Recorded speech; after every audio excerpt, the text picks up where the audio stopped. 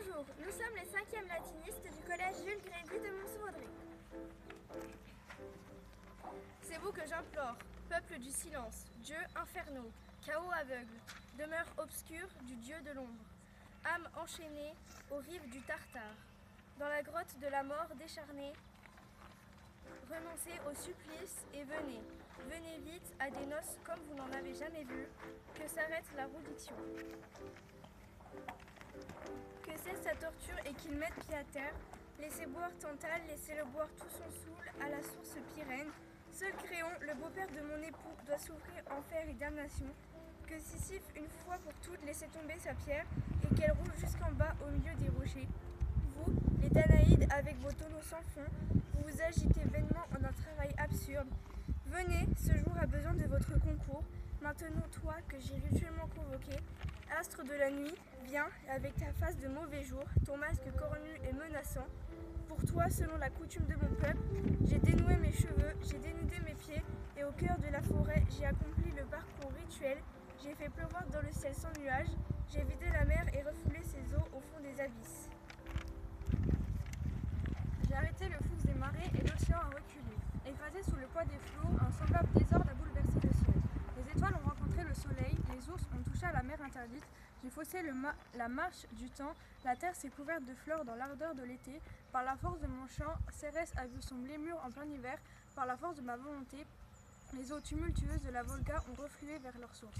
Le Danube s'est calmé et son cours s'est étalé sagement. Dans les bois d'un delta, les flots ont résonné, dans le silence des vents, la mer sans raison s'est gonflée, la voûte d'une forêt vénérable a perdu son nom. Par le seul pouvoir de ma voix, j'y ai ramené le jour. Phébus s'est arrêté au milieu du ciel, les hydras de vacillent. Par le pouvoir de mon chant, il est temps, Phébé, il est temps. Viens m'assister. Ce sacrifice est pour toi. Pour toi, ces guirlandes de serpents tressées 9 par 9 de mes mains sanglantes. Pour toi, ces vipères arrachées au corps de Typhée le rebelle, qui ébranla le pouvoir de Jupiter. Voici le sang du passeur, le sang du traître Nessus, le cadeau de sa mort. Voici des cendres du bûcher de l'Euta, tout imprégnées du poison urculéen. Voici des plumes trouvées dans la grotte des Harpies, quand Zéthès les chassa de leur retraite inaccessible. Ajoute enfin des plumes d'un oiseau de Stymphale, atteint d'une flèche trempée dans le poison de l'herbe.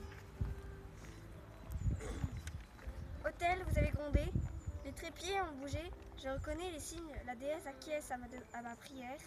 Le char d'Hécate, je le vois, le char rapide de la déesse des triples carrefours, ce n'est pas le disque lumineux qui parcourt les ciels, les nuits de pleine lune. C'est la face blême et sinistre qui descend l'appel menaçant des sorcières thessaliennes. Bien. Astre blafard, répand un jour funèbre, terrorise les peuples comme jamais. Les gongs retentissent en vain, le bronze précieux ne pourra rien pour toi. Les Corinthiens ne te libéreront pas. Pour toi, le sacrifice rituel. Pour toi, le sang versé sur l'autel de terre. Pour toi, le feu volé sur un bûcher funèbre, allumé dans la nuit. Pour toi, j'ai secoué la tête.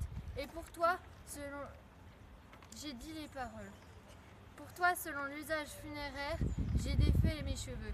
Je les ai liés d'une bandelette pendante. Pour toi, j'agite une branche trempée dans l'eau noire du Styx. J'ai les seins nus comme Ménade. Pour toi, je vais m'entailler le bras avec un couteau sacrificiel. Que mon sang coule sur l'autel. Ma main apprend à manier le poignard. Apprends à verser le sang de ta race. Le coup à porter, j'ai offert le liquide sacré. Artémis. Si trop souvent je m'importune de mes prières, pardonne-moi, je t'en prie. Fille de Persée, bien souvent j'ai invoqué ton arc. Trop souvent pour la même cause, trop souvent toujours pour Jason. Aujourd'hui, voici le manteau de Créuse, empoisonne-le, dès qu'elle s'en sera revêtue. Qu'une flamme rampante pénètre au fond de ses mollets et les brûle. Enferme une ardeur obscure dans l'éclat fauve de l'or, un feu invisible qui couve. Je veux y cacher le cadeau de Prométhée, le feu volé au ciel, et qu'il paya de son ventre bourgonnant. Il m'a pris l'art d'enfuir les braises sans les éteindre.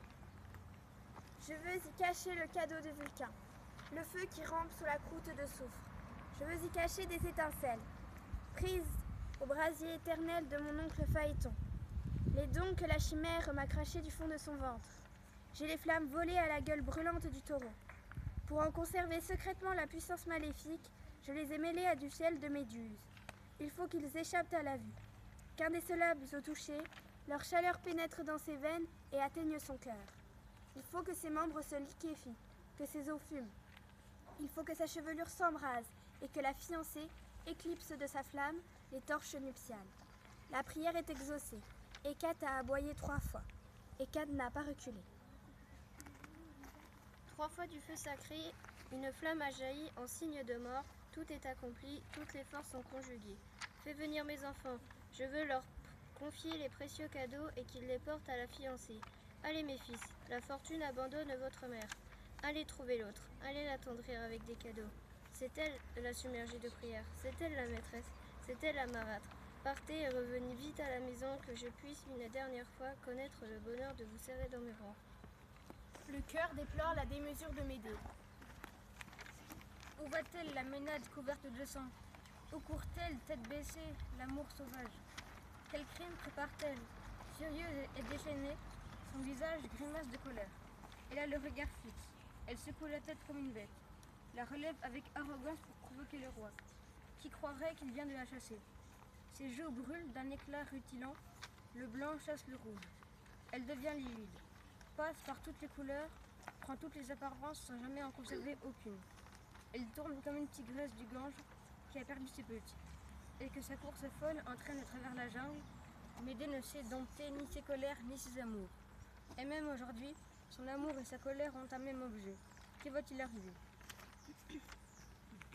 La terrible Arménienne quittera-t-elle la campagne grecque? Délivrera-t-elle de la peur les princes et le royaume? Phoebus, fouette ton attelage, lance-le à bride abattue, que la tendre nuit enferme la lumière, que sombre avec Vespère qui amène le soir un jour redoutable. Le messager annonce au cœur l'incendie du palais et la mort du roi Créon et de la princesse. C'est la catastrophe. Il n'y a plus de royaume, il n'y a plus d'État. Le père et la fille gisent confondus sous les décombres de l'incendie. Comment se sont-ils laissés surprendre? Comme tous les rois, ils ont accepté des cadeaux. Le piège était dedans? Comment est-ce possible? Moi-même, je n'y comprends rien. Tout est fini, et pourtant je n'y arrive pas à y croire. Comment est arrivé le drame? Un feu furieux a embrasé en même temps toute la maison du roi. Comme au même signal, déjà le palais est entièrement détruit et on craint pour la ville. Il faut éteindre les flammes avec de l'eau. C'est là le plus extraordinaire. De ce drame, l'eau nourrit le feu. Et plus on combat le brasier, plus il brûle avec force et retourne nos armes contre nous.